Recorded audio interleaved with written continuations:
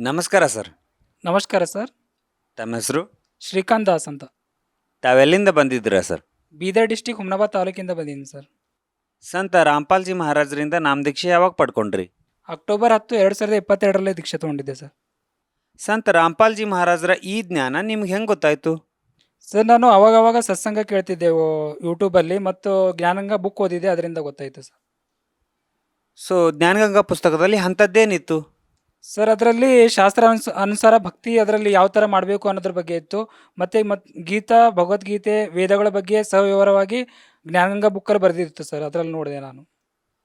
So ಸಂತ ರಾಮ್ಪಾಲ್ಜಿ ಮಹಾರಾಜರ ಶರಣದಲ್ಲಿ ಬರೋ ಮುಂಚೆ ಯಾವೆಲ್ಲ ರೀತಿಯ ಭಕ್ತಿ ಸಾಧನೆಯನ್ನು, ಪೂಜೆಗಳನ್ನ, ಆಚರಣೆಗಳನ್ನ ಮಾಡ್ತಾ ಇದ್ರಿ ನೀವು?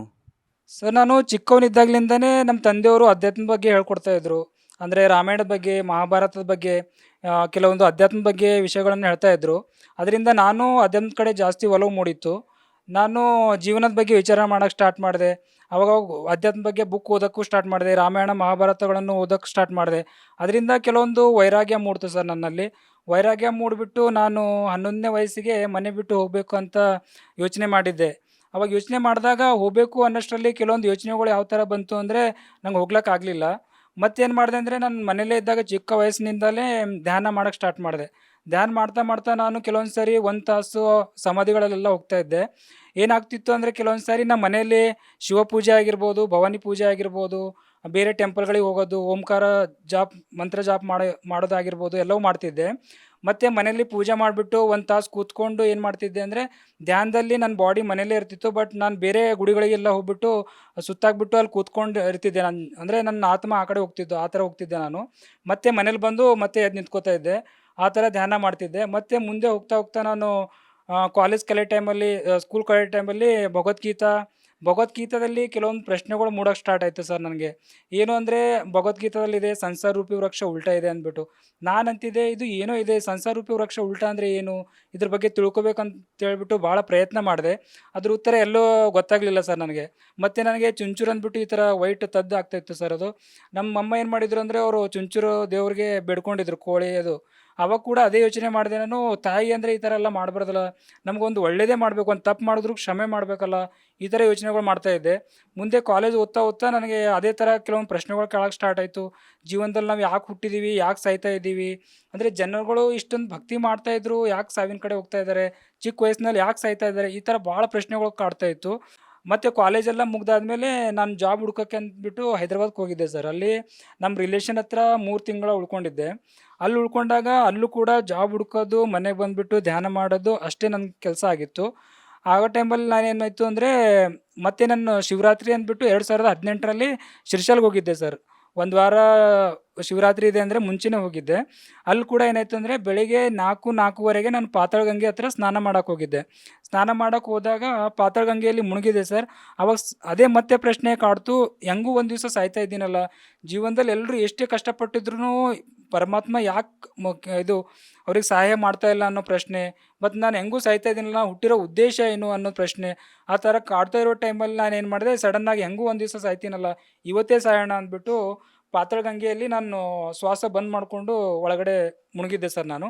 ಮುಳುಗಿದಾಗ ಏನಾಯಿತು ಅಂದರೆ ಕೆಲವು ಸೆಕೆಂಡ್ಗಳು ಆದಮೇಲೆ ಆತ್ಮಕ್ಕೆ ಪ್ರೇರಣೆ ಆಯಿತು, ಮಗ ಹೊರಗಡೆ ಬಾ ಅಂದ್ಬಿಟ್ಟು. ನಾನು ಯಾಕೋ ನನಗೆ ಗೊತ್ತಿಲ್ಲ, ನಾನು ಹೊರಗಡೆ ಬಂದೆ. ಹೊರಗಡೆ ಬಂದು ಆಕಾಶ ಕಡೆ ನೋಡ್ತಾ ಇದ್ದೀನಿ, ದೊಡ್ಡ ಪ್ರಕಾಶದೊಂದು ಬೆಳಕು ಬಂದು ದರ್ಶನ ಕೊಡ್ತು. ನಾನು ನೋಡಿಬಿಟ್ಟು 1-2 ನಿಮಿಷ ನಂಗೆ ಅರಿವೇ ಇರಲಿಲ್ಲ ನಾನು ಏನು ನೋಡ್ತಾ ಇದ್ದೀನಿ ಅಂದ್ಬಿಟ್ಟು. ಆ ಆಕಾಶದಲ್ಲೇ ನೋಡ್ತಾ ಇದ್ದೆ. ಆಮೇಲೆ ತಕ್ಷಣ ಮತ್ತೆ ಬಟ್ಟೆ ಎಲ್ಲ ಹಾಕ್ಕೊಂಡು ಮತ್ತೆ ಅವಾಗ ನೆನಪಾಯ್ತು ನಾನು ಏನೋ ನೋಡಿದ್ದೀನಲ್ಲ ಅಂದ್ಬಿಟ್ಟು. ಮತ್ತೆ ಮೇಲೆ ನೋಡ್ತಾ ಇದ್ದೀನಿ, ಏನೂ ಇರಲಿಲ್ಲ. ಅವಾಗ ನನಗೆ ಒಂದು ಸ್ವಲ್ಪ ನಂಬಿಕೆ ಬಂತು, ಇಲ್ಲ ಪರಮಾತ್ಮ ನನ್ನ ಜೊತೆ ಇದ್ದಾರೆ, ಒಂದು ಸಮಯವರೆಗೂ ನಾನು ಕಾಯಬೇಕು ಅನ್ನೋದು ಒಂದು ಸ್ವಲ್ಪ ತಾಳ್ಮೆ ಮೂಡ್ತು. ಆವಾಗ ಏನಾಯಿತು ಅಂದರೆ 7 ದಿವಸ ಶಿರ್ಷಾಲದಲ್ಲೇ ಉಳ್ಕೊಂಡೆ. ಧ್ಯಾನ ಮಾಡಿಕೊಂಡು, ಉಪವಾಸ ಮಾಡಿಕೊಂಡು ಅಲ್ಲೇ ಸಾಧನೆ ಮಾಡ್ಕೊಂಡಿದ್ದೆ. ಅದಾದಮೇಲೆ ಏನಾಯಿತು ಅಂದರೆ ನಂಗೆ ಸಡನ್ನಾಗಿ ಬೆಂಗಳೂರಿಗೆ ಜಾಬ್ ಆಯಿತು ಸರ್. ಬೆಂಗಳೂರು ಜಾಬ್ ಆದಮೇಲೆ ನಾನು ಬೆಂಗಳೂರಿಗೆ ಬಂದೆ. ಮತ್ತೇನಾಯಿತು ಸರ್ ಅಂದರೆ ಒಂದು 6-7 ದಿವಸ ಆದಮೇಲೆ ನಾನು ಜಾಬ್ ಮುಗಿಸ್ಕೊಂಡು ಫಸ್ಟ್ ಶಿಫ್ಟು ಕ್ಯಾಬಲ್ಲಿ ಬರ್ತಾ ಇದ್ದೆ. ಈ ಥರ ತಲೆ ಗ್ಲಾಸಿಗೆ ಹಚ್ಕೊಂಡು ಯೋಚನೆ ಮಾಡ್ತಾ ಇದ್ದೆ, ಎಲ್ಲರೂ ಇಷ್ಟೊಂದು ಕಷ್ಟದಾಗಿದ್ದಾರಲ್ಲ, ಯಾಕೆ ಇಷ್ಟೊಂದು ಕಷ್ಟದಾಗಿದ್ದಾರೆ, ಎಲ್ಲರೂ ಪೂಜೆ ಮಾಡ್ತಾ ಇದ್ದಾರಲ್ಲ ಅಂತ ಅದೇ ಯೋಚನೆ ಮಾಡ್ತಾ ಇರೋ ಟೈಮಲ್ಲಿ ಆ ಶಕ್ತಿ ಮತ್ತೆ ಬಂದು ನನಗೆ ಕೊನೆ ಸಾರಿ ಬಂದಿದ್ದೀನಿ, ನೀವೇನಾದರೂ ಕೇಳಿ ಅಂತ ಹೇಳ್ತು. ನಾನಂದೆ ಏನು ಕೇಳಬೇಕು ಅಂತ ಯೋಚನೆ ಮಾಡಿದೆ. ಮಾಡಾದ್ಮೇಲೆ ನನಗೆ ಗೊತ್ತಾಯಿತು, ಇಲ್ಲ ಮನುಷ್ಯನ ಮುಖ್ಯ ಉದ್ದೇಶ ಮೋಕ್ಷ ಪಡೆಯೋಕ್ಕಾಗಿದೆ ಅಂದ್ಬಿಟ್ಟು ಗೊತ್ತಾಗಿತ್ತು. ಅದಕ್ಕೆ ನಾನಂದೆ ಮಾನವನ ಮುಖ್ಯ ಉದ್ದೇಶ ಮೋಕ್ಷ ಪಡೆಯೋದಕ್ಕೆ ಆಗಿದ್ದರೆ ನನಗೆ ಮೋಕ್ಷ ಬೇಕು ಅಂದ್ಬಿಟ್ಟು ನಾನು ಕೇಳಿದೆ. ಕೇಳಿದ ತಕ್ಷಣ ಏನಾಯಿತು ಅಂದರೆ ಸಡನ್ನಾಗಿ ನಾನು ಮೂರ್ಛೆ ತಪ್ಪಿಬಿಟ್ಟೆ ಬಸ್ಸಲ್ಲೇ. ಮೂರ್ಛೆ ತಪ್ಪಿದ ಮೇಲೆ ಕಣ್ಣು ತೆರೆದಾದ್ಮೇಲೆ ನಾನು ಆಕಾಶದಲ್ಲಿದ್ದೀನಿ. ನಂದು ಯಾವುದೇ ಥರ ಶರೀರ ಇರಲಿಲ್ಲ ಸರ್. ನೋಡಿದೆ ಫುಲ್ ನಕ್ಷತ್ರಗಳಿತ್ತು, ಫುಲ್ ಪ್ರಕಾಶ ಇತ್ತು. ನನ್ನ ದೃಷ್ಟಿ ಮಾತ್ರ ಇತ್ತು. ಆವಾಗ ಕೆಳಗಡೆ ನೋಡ್ತಾ ಇದ್ದೀನಿ, ಎಲ್ಲ ಜನರು ಒಂದು ಚಿಕ್ಕ ಇರುವೆ ಥರ ಕಾಣ್ತಾ ಇದ್ರು. ನಾನು ನಂದೆ ಇದು ಏನಾಗ್ತಾ ಇದೆ ನನಗೆ ಅಂದ್ಕೊಂಡು ಸಡನ್ನಾಗಿ ಮತ್ತೆ ಇನ್ನೊಂದು ಸರಿ ಕಣ್ಣು ತೆರೋ ಥರ ಆಯಿತು. ಆದಮೇಲೆ ನಾನು ನೋಡಿದೆ ಬಸ್ಸಲ್ಲಿದ್ದೀನಿ ಸರ್. ನನಗೆ ಅದು ಯಾಕೆ ಈ ಥರ ಆಯಿತು ಏನೂ ಅರಿವಾಗಿರಲಿಲ್ಲ. ಮತ್ತೆ ಮನೆಗೆ ಹೋಗ್ಬಿಟ್ಟು ಮತ್ತೆ ಧ್ಯಾನ ಮಾಡೋದು, ಈ ಥರ ಅಧ್ಯಾತ್ಮ ಪುಸ್ತಕಗಳು ಓದೋದು ಅದೇ ಥರ ಮಾಡ್ತಿದ್ದೆ. ಅವಾಗೇನಾಯಿತು ಅಂದರೆ ಇನ್ನೂ ಕರೋನಾ ಬರೋದು ಭಾರತದಲ್ಲಿ ಬರೋದು ಇನ್ನೂ ಸ್ವಲ್ಪ ದಿವಸ ಇತ್ತು. ಅವಾಗ ನಾನು ಡಿಸೈಡ್ ಮಾಡಿದೆ, ಇಲ್ಲ ನಾನು ಚಿಕ್ಕವನಿದ್ದಾಗಲಿಂದನೂ ಮನೆ ಬಿಟ್ಟು ಪರಮಾತ್ಮ ಹುಡ್ಕಕ್ಕೆ ಹೋಗಬೇಕು ಅಂದ್ಕೊಂಡಿದ್ದೆ. ನನಗೆ ಅಡ್ಡಿ ಮಾಡಿದ್ರಿ. ಇವಾಗ ಯಾವುದೇ ಕಾರಣಕ್ಕೂ ನೀವು ತಡೆಯೋಕ್ಕಾಗಲ್ಲ. ನಾನು ಮನೆ ಬಿಟ್ಟು ಹೋಗ್ತೀನಿ ಅಂದ್ಕೊಂಡು ನಾನು ನಿರ್ಧಾರ ಮಾಡಿಬಿಟ್ಟು ಬೆಂಗಳೂರಲ್ಲಿ ನಾನು ಪ್ಲ್ಯಾನ್ ಮಾಡ್ಕೊಂಡು ಮನೆಗೆ ಬಂದೆ. ನಾನು ಮನೆಗೆ ಹೋಗಬೇಕು. ಅಲ್ಲಿಂದ ನಾನು ಮನೆ ಬಿಟ್ಟು ಮರುದಿವಸ ಟ್ರೈನ್ಗೆ ಹೋಗ್ಬಿಟ್ಟು ನಾನು ಬುದ್ಧ ದೀಕ್ಷೆ ತೊಗೊಂಡು ನನ್ನೊಳಗೆ ಪರಮಾತ್ಮನ ಹುಡ್ಕೋಬೇಕು ನಾನು ಅಂತ ಆ ಥರ ಡಿಸೈಡ್ ಮಾಡಿದ್ದೆ. ಅವಾಗೇನಾಯಿತು ಅಂದರೆ ಎಲ್ಲರ ಜೊತೆ ನಕ್ಕೊಂಡು ಮಾತಾಡಿಕೊಂಡು ಬೆಳಿಗ್ಗೆ ಎದ್ದೆ ಸರ್. ಎದ್ದಾದಮೇಲೆ ಹೋಗಬೇಕು ಅಂತ ರೆಡಿ ಆಗಿದ್ದೀನಿ. ಬಟ್ ಏನಾಯಿತು ಸಡನ್ನಾಗಿ ಅಂದರೆ ಏರಿಯಾ ಎಲ್ಲ ಲಾಕ್ ಮಾಡಿದರು ಕರೋನಾ ಟೈಮಲ್ಲಿ. ಲಾಕ್ ಮಾಡಿಬಿಟ್ಟು ಬೈಕೆಲ್ಲ ಹೋಗಕ್ಕೆ ಬಿಡ್ತಾ ಇರಲಿಲ್ಲ. ಬಸ್ಗಳೆಲ್ಲ ಕ್ಲೋಸ್ ಆಗಿತ್ತು. ಟ್ರೈನ್ಗಳೆಲ್ಲ ಲಾಕ್ ಮಾಡಿದರು. ಹಾಗಾಗಿ ಮತ್ತೆ ಹೋಗೋಕ್ಕಾಗಲಿಲ್ಲ ಸರ್. ಮನೆಯಲ್ಲೇ ಉಳ್ಕೊಂಡೆ. ಆವಾಗ ನನಗೇನಿತ್ತು ಅಂದರೆ 1.5 ವರ್ಷ 2 ವರ್ಷದಿಂದ ನಂಗೆ ಅರ್ಧ ತಲೆನೋವು ಇತ್ತು ಸರ್. ಅದು ಒಂದು. ಇನ್ನೊಂದು ಬಾಡಿ ಎಲ್ಲ ಹೀಟ್ ಆಗೋದು, ಲೂಸ್ ಮೋಷನ್ ಆಗೋಕ್ಕೂ ಸ್ಟಾರ್ಟ್ ಆಗಿತ್ತು. ನಾನು ಅಂದ್ಕೊಂಡೆ, ಇಲ್ಲ ಮೊದಲು ನನ್ನ ರೋಗ ನಾನು ಮೊದಲು ಕಡಿಮೆ ಮಾಡ್ಕೋತೀನಿ ಆಯುರ್ವೇದ ಮೂಲಕ. ಯಾವಾಗ ನನ್ನ ರೋಗ ನಾನು ಕಡಿಮೆ ಮಾಡಿಕೊಂಡೆ ಆವಾಗ ನಾನು ಇನ್ನೊಬ್ಬರಿಗೆ ಸಹಾಯ ಮಾಡ್ಬೋದು ಅಂತ ನಿರ್ಧಾರ ಮಾಡಿದೆ. ಏನಾಯಿತು ಅಂದರೆ ಸರ್, ಒಂದು ಆಯುರ್ವೇದ ಕಲಿಯೋಕ್ಕೆ ಸ್ಟಾರ್ಟ್ ಮಾಡಿದೆ. ಒಂದು ಜ್ವರ ಆಗಿರ್ಬೋದು, ಕೆಮ್ಮು ಆಗಿರ್ಬೋದು, ಚಿಕ್ಕ ಚಿಕ್ಕ ರೋಗಗಳು ಕಡಿಮೆ ಆಗ್ತಿತ್ತು. ಮೊದಲು ನಂದು ಅರ್ಧ ತಲೆನೋವು ಭಾಳ ಪ್ರಯತ್ನ ಮಾಡಿದೆ, ಕಡಿಮೆ ಆಗಲಿಲ್ಲ. ಬಾಡಿ ಹೀಟ್ ಆಗೋದು, ಲೂಸ್ ಮೋಷನ್ ಆಗೋದು ಆಗ್ತಿತ್ತು.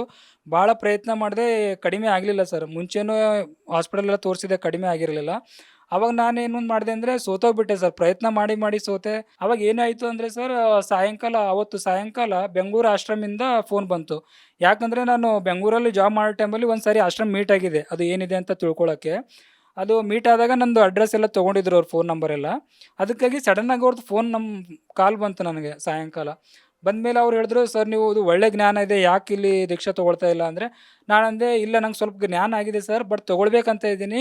ಬೆಂಗಳೂರು ಭಾಳ ದೂರ ಆಗುತ್ತೆ ಸರ್, ನಾನು ಬೆಂಗಳೂರು ಬರೋಕ್ಕಾಗಲ್ಲ ಅಂತ ಹೇಳಿದೆ. ಅವ್ರು ಹೇಳಿದ್ರು, ಇಲ್ಲ ಸರ್ ನಿಮ್ಮದು ಹುಮ್ನಾಬಾದ್ ಊರಲ್ಲೇ ನಾಮದಾನಕ್ಕೆ ಆಶ್ರಮ ಆಗಿದೆ, ನೀವು ಅಲ್ಲೇ ದೀಕ್ಷೆ ತೊಗೋಬೋದು ಅಂದರು. ಅವಾಗ ಸರ್ ನನಗೆ ಭಾಳ ಖುಷಿ ಆಯಿತು, ನಮ್ಮ ಊರಲ್ಲೇ ಆಗಿದೆ ಅಂದರೆ. ನಾನು ಯಾವಾಗ ಬೆಳಿಗ್ಗೆ ಆಗುತ್ತೆ ಅಂತ ಕಾಯ್ತಾ ಕೂತ್ಕೊಂಡು 10ನೇ ತಾರೀಕು ಅಕ್ಟೋಬರ್ 2022ರಲ್ಲಿ ಬೆಳಗ್ಗೆ ಬಂದು ದೀಕ್ಷೆ ತೊಗೊಂಡೆ ಸರ್. ತಾವೇನು ಕೆಲಸ ಮಾಡ್ಕೊಂಡಿದ್ದೀರಾ? ಸರ್ ನಾನು ಸಾಫ್ಟ್ವೇರ್ ಇಂಜಿನಿಯರ್ ಆಗಿ ವರ್ಕ್ ಮಾಡ್ತಾ ಇದ್ದೀನಿ. ನೀವು ಈ ಮುಂಚೆ ಸಾಕಷ್ಟು ದೇವತೆಗಳ ಪೂಜೆಯನ್ನು ಮಾಡ್ತಾ ಇದ್ರಿ. ಹೌದು ಸರ್. ಸೊ ಅದರಿಂದ ಯಾವೆಲ್ಲ ರೀತಿಯ ಲಾಭಗಳು ನೀವು ಕಂಡಿದ್ರಿ? ಇಲ್ಲ ಸರ್, ಅದರಿಂದ ನಮಗೆ ಯಾವುದೇ ಥರ ಲಾಭ ದೊರಕಿಲ್ಲ. ಮತ್ತು ನಾನು ಇಡೀ ದಿನ ಧ್ಯಾನ ಕೂಡ ಮಾಡ್ತಿದ್ದೆ. ಅದರಿಂದ ಸಿದ್ಧಿ ಸಿಗೋಕ್ಕೆ ಸ್ಟಾರ್ಟ್ ಆಯಿತು, ಬಟ್ ಮನಸ್ಸಿಗೆ ಶಾಂತಿ ಇರಲಿಲ್ಲ. ನಮ್ಮ ಮುಖ್ಯ ಉದ್ದೇಶ ಮೋಕ್ಷಕ್ಕಾಗಿದೆ ಅನ್ನೋದು ಅದ್ರ ಉತ್ತರ ಎಲ್ಲೂ ದೊರಕಿರಲಿಲ್ಲ ಸರ್ ನನಗೆ. ಅದರಿಂದ ಏನೂ ಲಾಭ ಆಗಿಲ್ಲ ನನಗೆ. ಸೊ ನಿಮ್ಗೆ ಯಾಕೆ ಅನ್ಸುತ್ತೆ ಯಾಕೆ ಲಾಭ ಆಗಿಲ್ಲ ಅಂತ? ಸರ್ ನಮಗೆ ಯಾಕೆ ಅನಿಸುತ್ತೆ ಅಂದರೆ, ಯಾವಾಗ ಸಂತ ರಾಮ್ಪಾಲ್ಜಿ ಮಹಾರಾಜರ ಶರಣದಲ್ಲಿ ಬಂದಿವಿ, ಅವರು ಬುಕ್ ಆಗಿರ್ಬೋದು, ಸತ್ಸಂಗ ಆಗಿರ್ಬೋದು ಕೇಳಿದ್ವಿ. ಅವಾಗೇನು ಗೊತ್ತಾಯಿತು ಅಂದರೆ, ನಾವು ಮುಂಚೆ ಏನು ಮಾಡ್ತಾ ಇದ್ದೀವಿ ಸಾಧನೆ, ಪೂಜೆ, ಅದು ಎಲ್ಲವೂ ಶಾಸ್ತ್ರ ಅನುಸಾರ ಇಲ್ಲ ಅನ್ನೋದು ಗೊತ್ತಾಯಿತು. ನಮ್ಮ ಗುರುಗಳ ಸತ್ಸಂಗ ಕೇಳಾದ್ಮೇಲೆ ಗೊತ್ತಾಯಿತು, ಭಗವದ್ಗೀತೆಯಲ್ಲಿ 16ನೇ ಅಧ್ಯಾಯ 23ನೇ ಶ್ಲೋಕದಲ್ಲಿ ಹೇಳಲಾಗಿದೆ, ಅಂದರೆ ಶಾಸ್ತ್ರ ಅನುಸಾರ ಭಕ್ತಿ ಮಾಡಿದರೆ ಮಾತ್ರ ಮಾನವನಿಗೆ ಲಾಭಗಳು ದೊರಕ್ತವೆ ಅಂದ್ಬಿಟ್ಟು, ಇಲ್ಲಾಂದರೆ ದೊರಕೋದಿಲ್ಲ. ಅದಕ್ಕಾಗಿ ನನಗೆ ಗೊತ್ತಾಯಿತು ಸರ್, ನಾವು ಇಲ್ಲಿವರೆಗೂ ನಾನು ಏನು ಮಾಡ್ಕೊಂಡು ಬಂದಿದ್ದೀನಿ, ಪೂಜೆ ಮಾಡ್ತಾಯಿದ್ದೀನಿ, ಅದು ಯಾವುದು ಶಾಸ್ತ್ರ ಅನುಸಾರ ಇರಲಿಲ್ಲ ಅನ್ನೋದು ಗೊತ್ತಾಯಿತು ಸರ್. ಸೊ ನೀವು ಸಮಾಧಿ ಸ್ಥಿತಿಗೆ ಹೋಗ್ತಿದ್ರಿ, ಸಿದ್ಧಿ ಸಾಧನೆಗಳು ಬರ್ಲಿಕ್ಕೆ ಸ್ಟಾರ್ಟ್ ಆಗಿದ್ವು. ಅದೆಲ್ಲ ಬಿಟ್ಟು ನೀವು ಸಂತ ರಾಮ್ಪಾಲ್ಜಿ ಮಹಾರಾಜರ ಶರಣದಲ್ಲಿ ಯಾಕೆ ಬಂದ್ರಿ? ಸರ್ ಮಾನವನ ಮುಖ್ಯ ಉದ್ದೇಶ ಮೋಕ್ಷ ಪಡೆಯೋಕ್ಕಾಗೇ ಆಗಿತ್ತು. ಅದಕ್ಕಾಗಿ ನಂಗೆ ಚಿಕ್ಕ ವಯಸ್ಸಿನಿಂದ ಕಾಡ್ತಾ ಇರೋದು ಅದೇ. ಮಾನವನ ಮುಖ್ಯ ಉದ್ದೇಶ ಏನು, ನಾನು ಯಾಕೆ ಹುಟ್ಟಿದ್ದೀನಿ, ಎಲ್ಲಿಗೆ ಹೋಗಬೇಕು, ಏನು ಮಾಡಬೇಕು ಅನ್ನೋದು ಕಾಡ್ತಾ ಇತ್ತು. ಅದಕ್ಕಾಗಿ ಆ ಪ್ರಶ್ನೆಗಳನ್ನು ನಾನು ಹುಡುಕ್ತಾ ಹೋದಾಗ ನಂಗೆ ದೊರಕಿರೋದೇ ಸಂತ ರಾಮ್ಪಾಲ್ಜಿ ಮಹಾರಾಜರ ಜ್ಞಾನ. ಅದು ಜ್ಞಾನ ಗೊತ್ತಾದ ಮೇಲೆ ಗೊತ್ತಾಯಿತು, ಇಲ್ಲ ಇದೇ ಪೂರ್ಣ ಮೋಕ್ಷ ಮಾರ್ಗ ಇದೆ, ಇದು ಬಿಟ್ಟರೆ ಬೇರೆ ಇಲ್ಲ ಅಂತ ಗೊತ್ತಾದ ಮೇಲೆ ನಾನು ಅದನ್ನೆಲ್ಲ ತ್ಯಾಗ ಮಾಡಿಬಿಟ್ಟು ಈ ಶರಣದಲ್ಲಿ ಬಂದೆ ಸರ್. ಸೊ ಕರ್ನಾಟಕದಲ್ಲೂ ಸಹ ಸಾವಿರಾರು ಮಠಾಧೀಶರು, ಸ್ವಾಮಿಗಳು, ಜ್ಯೋತಿಷ್ಯರು, ಏನು ಆಧ್ಯಾತ್ಮಿಕ ಪಂಡಿತರು ಅನಿಸಿಕೊಂಡವರು ಇದ್ದಾರೆ. ಅವರೆಲ್ಲರನ್ನು ಬಿಟ್ಟು ದೂರದ ಹರಿಯಾಣದಲ್ಲಿರುವ ಸಂತ ರಾಮ್ಪಾಲ್ಜಿ ಮಹಾರಾಜರಿಂದನೇ ನಾಮದೀಕ್ಷೆ ಯಾಕೆ ಪಡ್ಕೊಂಡ್ರಿ? ಸರ್, ಕರ್ನಾಟಕದಲ್ಲಿ ಆಗಿರ್ಬೋದು, ಇಡೀ ದೇಶದಲ್ಲಿ ಬಹಳ ಜನ ಧರ್ಮಗುರುಗಳಿದ್ದಾರೆ, ವಿದ್ಯೆಗುರು ಇದ್ದಾರೆ, ಸಿದ್ಧಿಗುರು ಇದ್ದಾರೆ. ಅಂದರೆ ಅವರಲ್ಲಿ ಶಾಸ್ತ್ರ ಅನುಸಾರ ಭಕ್ತಿ ಇಲ್ಲ ಸರ್. ಅಂದರೆ ವೇದಗಳಲ್ಲಾಗಿರ್ಬೋದು, ಭಗವದ್ಗೀತೆ, ಕುರಾನ್ದಲ್ಲಾಗಿರ್ಬೋದು, ಭಗವದ್ಗೀತೆಯಲ್ಲಿ 17ನೇ ಅಧ್ಯಾಯ 23ನೇ ಶ್ಲೋಕದಲ್ಲಿದೆ, ಪರಮಾತ್ಮನಿಗೆ ಪ್ರಾಪ್ತಿ ಮಾಡಿಕೊಳ್ಳುವಂಥ ಮಂತ್ರ ಓಂ ತತ್ ಸತ್ ಅಂತ ಇದೆ. ಅದು ಸಾಂಕೇತಿಕವಾಗಿದೆ. ಪೂರ್ಣ ಗುರು ಯಾರಿದ್ದಾರೆ ಅವರು ಸವಿವರವಾಗಿ ಅದ್ರ ಬಗ್ಗೆ ತಿಳಿ ಹೇಳುತ್ತಾರೆ ಅಂದ್ಬಿಟ್ಟು ಅದರಲ್ಲಿದೆ ಸರ್. ಅದೇ ಥರ ಕುರಾನ್ ಶರೀಫ್ದಲ್ಲಿ ಕೂಡ ಇದೆ, ಓನ್ ಸೀನ್ ಕಾಫ್ ಅಂದ್ಬಿಟ್ಟು 3 ಮಂತ್ರಗಳಿದ್ದಾವೆ ಸರ್. ಅದೇ ಥರ ಸಾಮವೇದ ಮಂತ್ರ 822ರಲ್ಲಿ ಕೂಡ ಇದೆ, ತ್ರಿತಸ್ಯ ನಾಮ ಅಂತ ಇದೆ. ಅಂದರೆ ಪೂರ್ಣ ಪರಮಾತ್ಮನಿಗೆ ಮೋಕ್ಷ ಪಡೆಯುವಂಥ ಮಂತ್ರ ಓಂ ತತ್ ಸತ್ ಅಂತ ಇದೆ ಸರ್. ಅದು ಬಟ್ ಆ ಶಾಸ್ತ್ರ ಅನುಸಾರ ಮಂತ್ರ ಈ ಧರ್ಮಗುರು ಆಗಿರ್ಬೋದು, ಭಾರತದಲ್ಲಿ ಯಾವುದೇ ಗುರುಗಳ ಹತ್ರ ಅದು ಇಲ್ಲ ಸರ್. ಅದಕ್ಕಾಗಿ ಅದು ಒಳ್ಳೆ ಮಾರ್ಗ ಅಲ್ಲ ಅಂತ ನಂಗೆ ಗೊತ್ತಾಗಿದೆ. ಸೊ ಹಾಗಾದರೆ ಸಂತ ರಾಮ್ಪಾಲ್ಜಿ ಮಹಾರಾಜರು ಈ ಎಲ್ಲ ದೇವಿ ದೇವತೆಗಳ ಪೂಜೆಯನ್ನು ಬಿಡಿಸ್ತಾರಾ? ಇಲ್ಲ ಸರ್, ಭಾಳ ಜನ ಅಂತಾರೆ ಸಂತ ರಾಮ್ಪಾಲ್ಜಿ ಮಹಾರಾಜರು ದೇವಿ ದೇವತೆಗಳ ಪೂಜೆಯನ್ನು ಬಿಡಿಸುತ್ತಾರೆ ಅಂದ್ಬಿಟ್ಟು. ಬಟ್ ಅದು ಸುಳ್ಳಿದೆ ಸರ್. ಯಾಕಂದರೆ ದೇವಿ ದೇವತೆಗಳ ಪೂಜೆಯನ್ನು ಬಿಡಿಸುವುದಿಲ್ಲ. ಅವ್ರು ಏನು ಮಾಡ್ತಾರೆ ಅಂದರೆ ವೇದಗಳಲ್ಲಿ ಮತ್ತು ಭಗವದ್ಗೀತಾ ಶಾಸ್ತ್ರಗಳಲ್ಲಿ ದೇವರಿಗೆ ಯಾವ ಥರ ಪೂಜೆ ಮಾಡಬೇಕು ಅನ್ನೋದು ವಿವರಣೆ ಇದೆಯೋ ಅದೇ ಥರ ನಮ್ಮ ದೇವಿ ದೇವತೆಗಳಿಗೂ ಯಾವ ಥರ ಕರಿಬೇಕು ಅನ್ನೋದು ವೇದಶಾಸ್ತ್ರಗಳಲ್ಲಿದೆ. ಅದರ ಅನುಸಾರ ಆ ಮಂತ್ರ ಸಂತ ರಾಮ್ಪಾಲ್ಜಿ ಮಹಾರಾಜರು ಹೇಳ್ಕೊಡ್ತಾರೆ ಸರ್. ಅವ್ರು ಯಾವುದೇ ಥರ ದೇವಿ ದೇವತೆಗಳನ್ನು ಬಿಡಿಸುವುದಿಲ್ಲ. ಸಂತ ರಾಮ್ಪಾಲ್ಜಿ ಮಹಾರಾಜರು ಹೇಳ್ಕೊಡ್ತಿರುವ ಭಕ್ತಿ ವಿಧಾನದಿಂದ ನಿಮಗೆ ಯಾವೆಲ್ಲ ರೀತಿಯ ಲಾಭಗಳಾಗಿದೆ? ಸರ್, ನಾನು ಸಂತ ರಾಮ್ಪಾಲ್ಜಿ ಮಹಾರಾಜರಿಂದ ದೀಕ್ಷೆ ಪಡೆದಾದ್ಮೇಲೆ ಬಹಳ ಲಾಭಗಳಾಗಿದೆ ಸರ್. ಬಟ್ ಅದರಲ್ಲಿ ನಾನು ಮೇನ್ ಇರೋದು ಹೇಳ್ತೀನಿ. ಏನು ಅಂದರೆ ನಾನು ದೀಕ್ಷೆ ತೊಗೊಂಡು ಒಂದು 4 ದಿವಸ ಆಗಿತ್ತು ಸರ್. ನನಗೆ 1.5 ವರ್ಷ 2 ವರ್ಷದಿಂದ ಅರ್ಧ ತಲೆನೋವಿತ್ತು. ಯಾವಾಗ ಗುರುಗಳ ಹತ್ರ ದೀಕ್ಷೆ ತೊಗೊಂಡು ಅವ್ರು ಪ್ರಥಮ ಮಂತ್ರ ಅಂದ್ಬಿಟ್ಟು ಕೊಡ್ತಾರೆ ಸರ್, ಅದನ್ನು ನಾವು ಸಾಧನೆ ಮಾಡಬೇಕು. ಅದನ್ನು ಸಾಧನೆ ಮಾಡ್ತಾ ಹೋದೆ 4ನೇ ದಿವಸಕ್ಕೆ ಆಟೋಮೆಟಿಕ್ಕಾಗಿ ಅರ್ಧ ತಲೆನೋವು ಹೋಗ್ಬಿಡ್ತು ಸರ್. ನಾನೇ ಯೋಚನೆ ಮಾಡೋಕ್ಕೆ ಇದು ಹೇಗೆ ಸಾಧ್ಯ ಆಯಿತು ಅಂದ್ಬಿಟ್ಟು ಸ್ವಲ್ಪ ನಾನು ಆಶ್ಚರ್ಯಪಟ್ಟೆ. ಮತ್ತೇನಾಯಿತು ಅಂದರೆ ಒಂದು ವಾರ ಆದಮೇಲೆ ನಂಗೆ ಪ್ರಶ್ನೆ ಕಾಡಕ್ಕೆ ಸ್ಟಾರ್ಟ್ ಆಯಿತು. ಏನು ಅಂದರೆ ನಾನು ಚಿಕ್ಕ ವಯಸ್ಸಾಗಿ ಇದ್ದಾಗಲಿಂದನೂ ಈ ದೇವಿ ದೇವತೆಗಳ ಪೂಜೆ ಮಾಡಿದ್ದೀನಿ, ಧ್ಯಾನ ಮಾಡ್ಕೊಂಡು ಹೋಗಿದ್ದೀನಿ. ಇವ್ರು ದೇವಿ ದೇವತೆಗಳ ಸಾಧನೆ ಒಳ್ಳೆಯದಲ್ಲ, ಅದರಿಂದ ಏನೂ ಸಿಗೋದಿಲ್ಲ ಅಂತ ಗೊತ್ತಾಯಿತು. ಈಗ ಈ ಕಬೀರ್ ಪರಮೇಶ್ವರ್ ಪರಮಾತ್ಮ ಅಂತ ಗೊತ್ತಾದ ಮೇಲೆ ಈ ಇನ್ನೂ ಸ್ವಲ್ಪ ವರ್ಷಗಳು ಆದಮೇಲೆ ಇವರು ದೇವರಲ್ಲ ಅಂತ ಗೊತ್ತಾದರೆ ನಾನು ಮಾಡಿರೋ ಸಾಧನೆ ವ್ಯರ್ಥ ಆಗುತ್ತಲ್ಲ ಅಂದ್ಕೊಂಡು ನನ್ನ ಮನೆಯಲ್ಲಿ ಯಾರೂ ಇರಲಿಲ್ಲ ಸರ್. ಲಾಕ್ ಹಾಕ್ಕೊಂಡು ಗುರುಗಳು ಮಧ್ಯಾಹ್ನ ಆರತಿ ಕೇಳೋಕೆ ಕೊಡ್ತಾರೆ 17 ನಿಮಿಷದ್ದು. ನಾನು 17 ನಿಮಿಷದ ಆರತಿ ಹಚ್ಬಿಟ್ಟು ಕೂತ್ಕೊಂಡೆ. ಮನಸ್ಸಲ್ಲಿ ಹೇಳಿದೆ, ನೀವೇ ಪೂರ್ಣ ಪರಮಾತ್ಮ ಆಗಿದ್ದರೆ ನೀವು ಇವತ್ತು ನನಗೆ ದರ್ಶನ ಕೊಡಬೇಕು ಅಂದ್ಬಿಟ್ಟು ಧ್ಯಾನಕ್ಕೆ ಕೂತ್ಕೊಂಡೆ ಸರ್. ಆಟೋಮೆಟಿಕ್ಕಾಗಿ ನನ್ನ ಆತ್ಮಕ್ಕೆ ಮಗ ಕಣ್ ತೆರಿ ಅಂದ್ಬಿಟ್ಟು ಶಬ್ದ ಬಂತು. ನಾನು ಕಣ್ ತೆರೆದು ನೋಡಿದೆ, ರೂಮಲ್ಲಿ ನೋಡಿದೆ, ಯಾರೂ ಇರಲಿಲ್ಲ. ಅವಾಗ ಏನಾಯಿತು ಅಂದರೆ, ಮಗ ನಾನೇ ಪೂರ್ಣ ಪರಮೇಶ್ವರ ಇದ್ದೀನಿ, ಯಾವುದೇ ಅನುಮಾನ ಇಲ್ಲ, ನೀವು ಧೈರ್ಯದಿಂದ ಭಕ್ತಿ ಮಾಡ್ತಾಯಿರಿ, ನಿನ್ನ ಜೊತೆನೇ ಇರ್ತೀನಿ, ಚೆನ್ನಾಗಿ ಭಕ್ತಿ ಮಾಡ್ತಾಯಿರಿ, ನಾನು ನಿಮ್ಗೆ ಕಾಣಿಸ್ಕೊಳ್ತೀನಿ ಅಂತ ಅಂದರು ಸರ್. ಅದು ಒಂದಿದೆ ಸರ್. ಇನ್ನೊಂದೇನು ಅಂದರೆ ನಾನು ಜಾಬ್ ಹುಡುಕ್ತಾ ಇದ್ದೆ, ಸಾಫ್ಟ್ವೇರ್ ಇಂಜಿನಿಯರಿಂಗ್ ಜಾಬ್ ಹುಡ್ಕೋ ಟೈಮಲ್ಲಿ ಜಾಬ್ ಸಿಗ್ತಾನೇ ಇರಲಿಲ್ಲ. ಆವಾಗ ಸಿಗ್ತಾನೆ ಇರೋ ಟೈಮಲ್ಲಿ ಅವಾಗ ಸ್ವಲ್ಪ ಯೋಚನೆ ಮಾಡ್ತಿದ್ದೆ, ಯಾಕೆ ಈ ಥರ ಆಗ್ತಾಯಿದೆ ಅನ್ನೋ ಟೈಮಲ್ಲಿ ಮನಸಲ್ಲೇ ಪರಮೇಶ್ವರನಿಗೆ ಬೇಡ್ತಿದ್ದೆ, ಯಾಕೆ ಈ ಥರ ಆಗ್ತಿದೆ, ಜಾಬ್ ಸಿಗ್ತಾ ಇಲ್ಲಲ್ಲ, ನೀವೇನಾದರೂ ಮಾಡಿ ಈ ಥರ ಅಂತಿದ್ದೆ. ಅಂದಾಗ ಯಾವಾಗ ನಾನು ಯೂಟ್ಯೂಬ್ ಓಪನ್ ಮಾಡ್ತಿದ್ದೆ, ಮಾಡಿದಾಗ ಬರ್ತಿತ್ತು, ಧೀರೆ ಧೀರೆ ಮನ ಧೀರೆ ಸಬ್ ಕುಚ್ ಹೋಯೆ ಮಾಲಿ ಸೀಚೆ ಸೌಗಡ ಋತು ಆಯೆ ಫಲ್ ಹೋಯೆ ಅಂದ್ಬಿಟ್ಟು ಅದೇ ವಾಣಿ ಬರ್ತಿತ್ತು ಪದೇ ಪದೇ. ನಾನಂದೆ, ಇಲ್ಲ ಪರಮಾತ್ಮನೇ ನನಗೆ ತಾಳ್ಕೊಳಕ್ಕೆ ಹೇಳ್ತಾ ಇದ್ದಾರೆ, ತಾಳ್ಮೆ ಇರಲಿ ಅಂತ ಹೇಳ್ತಾ ಇದ್ದಾರೆ ಅಂದ್ಕೊಂಡು ತಾಳ್ಕೊಂಡೆ. ಒಂದು ದಿವಸ ಏನು ಸಡನ್ನಾಗಿ ಚಮತ್ಕಾರ ಆಯಿತು ಅಂದರೆ, ನಾನು ಎಷ್ಟು ಇಂಟರ್ವ್ಯೂ ಕೊಟ್ಟಿದ್ದೆ, ಯಾವುದ್ಯಾವ್ದು ಕಂಪ್ನಿ ಇಂಟರ್ವ್ಯೂ ಕೊಟ್ಟಿದ್ದೀನಿ ಅನ್ನೋದೇ ನನಗೆ ನೆನಪಿರಲಿಲ್ಲ. ಒಂದು ದಿವಸ HR ಇಂದ ಫೋನ್ ಬಂತು, ಸರ್ ನೀವು ಇಂಟರ್ವ್ಯೂ ಸೆಲೆಕ್ಟ್ ಆಗಿದ್ದೀರಾ, ಇವತ್ತು ಸ್ಯಾಲ್ರಿ ಡಿಸ್ಕಷನ್ ಮಾಡೋಣ, ಕನೆಕ್ಟ್ ಆಗಿ ಅಂತ ಹೇಳಿದರು. ನಾನಂದೆ, ಯಾವ ಕಂಪ್ನಿ ಅಂತ ಕೇಳಿದೆ. ಅವ್ರು ಹೇಳಿದ್ರು, ಒಂದು ಕಂಪ್ನಿ ಹೆಸರು ಹೇಳಿದ್ರು. ನಾನಂದೆ, ನಾನು ಯಾವಾಗ ಇಂಟರ್ವ್ಯೂ ಕೊಟ್ಟಿದ್ದೀನಿ, ನಾನು ಯಾವಾಗ ಸೆಲೆಕ್ಟ್ ಆಗಿದ್ದೀನಿ ನನಗೆ ಗೊತ್ತಿಲ್ಲ ಅಂತಂದೆ. ಅವರೇ ಅಂದರು, ಇಲ್ಲ ಸರ್ ನೀವು ಅವತ್ತು ಕೊಟ್ಟಿದ್ದೀರಾ ನೋಡಿ, 1 ತಿಂಗಳಾಯಿತು, ಅದು ಸೆಲೆಕ್ಟ್ ಆಗಿದ್ದೀರಾ ಸರ್, ಇವತ್ತು ಸ್ಯಾಲ್ರಿ ಎಷ್ಟು ಅಂತ ಮಾತಾಡೋಣ, ಕನೆಕ್ಟ್ ಆಗಿ ಅಂತ ಹೇಳಿದರು. ಅವಾಗ ನಂಗೆ ಭಾಳ ಖುಷಿ ಆಯಿತು. ಅವಾಗ ಕೂಡ ಪರಮಾತ್ಮ ನನಗೆ ಈ ಥರ ಸಹಾಯ ಮಾಡಿದರು. ಸೊ ಈ ಒಂದು ಸಂದರ್ಶನವನ್ನು ನೋಡ್ತಾ ಇರೋ ಶ್ರದ್ಧಾಳುಗಳಿಗೆ ಏನು ಸಂದೇಶ ಕೊಡ್ಲಿಕ್ಕೆ ಬಯಸ್ತೀರಾ? ನಮ್ಮದೆಲ್ಲ ಅಕ್ಕ ತಂಗಿಯರಾಗಿರ್ಬೋದು, ಅಣ್ಣ ತಮ್ಮಂದಿರಾಗಿರ್ಬೋದು, ಯಾರೆಲ್ಲ ಈ ವಿಡಿಯೋ ನೋಡ್ತಾ ಇದ್ದಾರೆ ಅವ್ರಿಗೆ ನಾನು ಪ್ರಾರ್ಥನೆ ಮಾಡೋಕ್ಕೆ ಇಷ್ಟಪಡ್ತೀನಿ. ಏನು ಅಂದರೆ, ನಾನು ಭಾಳ ಸಾಧನೆ ಆಗಿರ್ಬೋದು, ಭಕ್ತಿ ಆಗಿರ್ಬೋದು ಎಲ್ಲ ಮಾಡಿದ್ದೆ ನಾನು. ಬಟ್ ಅದರಿಂದ ಏನೂ ದೊರಕಿಲ್ಲ. ನಾನೇನು ಪ್ರಾರ್ಥನೆ ಮಾಡ್ತೀನಿ ಅಂದರೆ, ನೀವು ಸತ್ಸಂಗಗಳನ್ನು ಕೇಳಿ, ಸಂತ ರಾಮ್ಪಾಲ್ಜಿಯವರ ಸತ್ಸಂಗ ಕೇಳಿ, ಮತ್ತು ಅವರು ಬರೆದಿರೋ ಜ್ಞಾನಗಂಗಾ ಬುಕ್ ಆಗಿರ್ಬೋದು, ಬದುಕುವ ದಾರಿ ಬುಕ್ ಇದೆ, ಆ ಬುಕ್ಕನ್ನು ಓದಿ ಅವಾಗ ಸತ್ಯ ಗೊತ್ತಾಗುತ್ತೆ. ಅವಾಗ ವೇದಶಾಸ್ತ್ರ ದಲ್ಲಿರೋದು ಜ್ಞಾನ ಸತ್ಯ ಇದೆನಾ ಇಲ್ಲ ಅಂದ್ಬಿಟ್ಟು ವ್ಯತ್ಯಾಸ ಮಾಡಿ ನೋಡಿ, ಅವಾಗ ಸತ್ಯ ಏನು ಅಂತ ಗೊತ್ತಾಗುತ್ತೆ ಅಂದ್ಬಿಟ್ಟು ನಾನು ಪ್ರಾರ್ಥನೆ ಮಾಡ್ತಾಯಿದ್ದೀನಿ. ನಾಮದೀಕ್ಷೆ ತಗೊಳ್ಳೋದಾದರೆ ಹೆಂಗೆ ಸಂಪರ್ಕ ಮಾಡೋದು? ಸಂತ ರಾಮ್ಪಾಲ್ಜಿ ಮಹಾರಾಜರ ಹತ್ರ ನಾಮದೀಕ್ಷೆ ಪಡಿಬೇಕಂದ್ರೆ ಸತ್ಸಂಗ ಕೆಳಗಡೆ ಪಟ್ಟಿ ಬರ್ತಾ ಇರುತ್ತೆ, ಅಲ್ಲಿ ಫೋನ್ ನಂಬರ್ ಕೊಟ್ಟಿರ್ತಾರೆ.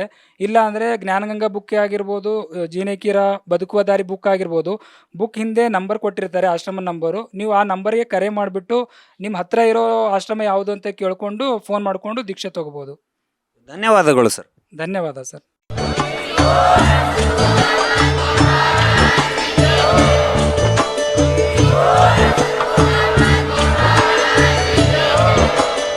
ನೀವು ಕೇಳಿದ್ದೀರಿ ಜಗದ್ಗುರು ತತ್ವದರ್ಶಿ ಸಂತ ರಾಮ್ಪಾಲ್ ಮಹಾರಾಜರ ಮಂಗಳ ಪ್ರವಚನ.